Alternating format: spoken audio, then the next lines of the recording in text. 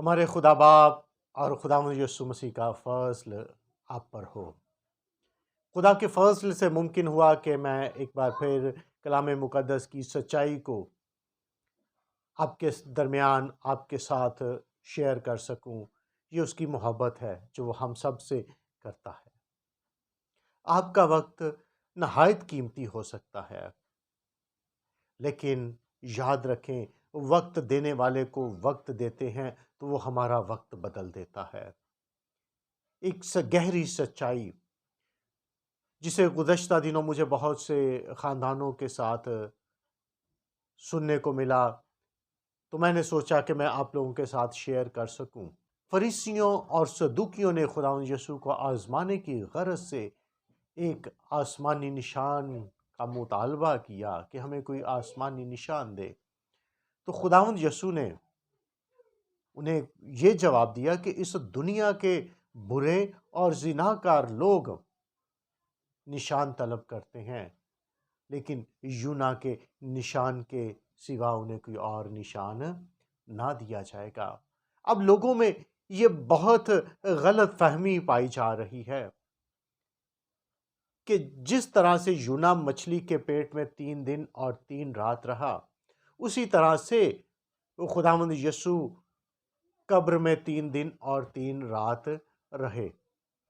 اگر خداوند یسوع مسیح قبر میں مردہ تھے تو اسی طرح سے یونا نبی مچھلی کے پیٹ میں 3 دن مردہ رہا۔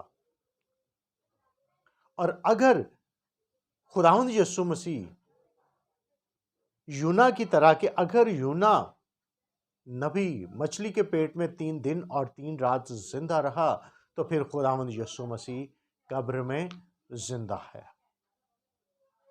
تو میں نے سوچا میں کلام مقدس کی تعلیمات اور سچائی کو آپ کے سامنے بیان کر سکوں۔ اسے پیشتر کہ ہم یونا نبی کے بارے میں جاننے کی کوشش کریں، ہم خداوند یسوع مسیح کی موت کی تصدیق کو کلام مقدس میں سے دیکھتے ہیں۔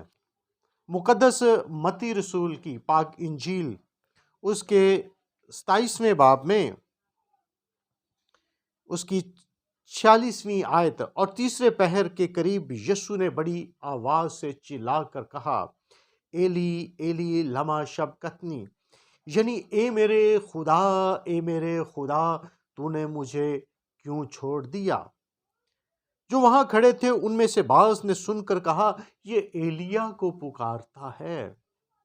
اور فوراً ان میں سے ایک شخص دوڑا اور اسپنج لے کر سرکے میں ڈبویا اور سرکنڈے پر رکھ کر اسے چسایا۔ مگر باقیوں نے کہا، ٹھہر جاؤ، دیکھے تو ایلیا اسے بچانے آتا ہے یا نہیں۔ یسوع نے پھر بڑی آواز سے چلا کر جان دے دی۔ مقدس متی کی پاک انجیل کے مطابق تصدیق ہو گئی کہ خداوند یسوع مسیح نے جان دے دی۔ اب مقدس لوکا کی انجیل کے مطابق پھر یسوع نے بڑی آواز سے پکار کر کہا، اے باپ، میں اپنی روح تیرے ہاتھوں میں سونپتا ہوں، اور یہ کہہ کر دم دے دیا۔ یقیناً خداوند یسوع مسیح نے جان دے دی ہے۔ اور مقدس یوحنا کی انجیل کے مطابق اس کے 19ویں باب میں 31ویں آیت، بس چونکہ تیاری کا دن تھا، یہودیوں نے پیلاطس سے درخواست کی کہ ان کی ٹانگیں توڑ دی جائیں اور لاشیں اتار لی جائیں تاکہ سبت کے دن صلیب پر نہ رہیں، کیونکہ وہ سبت ایک خاص دن تھا۔ پس سپاہیوں نے آ کر پہلے اور دوسرے شخص کی ٹانگیں توڑیں جو اس کے ساتھ مصلوب ہوئے تھے، لیکن جب انہوں نے یسوع کے پاس آ کر دیکھا کہ وہ مر چکا ہے تو اس کی ٹانگیں نہ توڑیں۔ بائبل مقدس میں خداوند یسوع مسیح کی موت کی تصدیق ہو چکی ہے۔ اب ہم یونا نبی کی زندگی کی طرف غور کرتے ہیں کہ کیا وہ مچھلی کے پیٹ میں مردہ ہے یا زندہ ہے۔ اس کے پہلے باب میں، یونا کی کتاب کے پہلے باب کی آخری آیت میں، ایک مچھلی نے اسے نگل لیا۔ خداوند نے جو مقرر کی ہے اس نے اسے نگل لیا، اور دوسرے باب کی آخری آیت میں مچھلی نے اسے اگل دیا۔ اب پہلے ہی آیت نگل لینے اور اگل دینے کے دوران اگر ہم غور کریں تو یہ یونا کی دعا ہے جو اس نے مچھلی کے پیٹ میں کی ہے۔ خدا کے حضور میں اس کی اپیل ہے۔ میں نے اپنی مصیبت میں خداوند سے دعا کی اور اس نے میری سنی۔ مصیبت میں ہے، میں نے پاتال کی تہہ سے دہائی دی، اس نے میری فریاد سنی۔ پاتال اور قبر ایک ہی بات ہے۔ یونا کے لیے وہ قبر ہے کیونکہ وہ دنیا سے کٹ چکا ہے، لیکن اس کا اعتقاد اور ایمان ہے، لیکن میں پھر تیری مقدس ہیکل کو دیکھوں گا۔ وہ یقین رکھتا ہے کہ میں خداوند کی ہیکل کو پھر دیکھوں گا۔